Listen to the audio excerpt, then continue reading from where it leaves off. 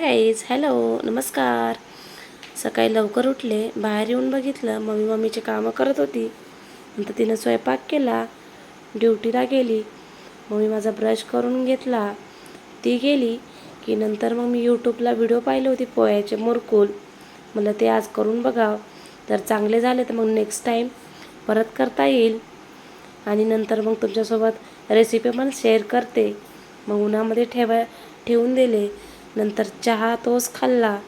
मग नंतर माझा किराणा भरायचा राहिला होता, डबे वगैरे घासून पुसून त्यामध्ये किराणा सगळा भरून घेतला.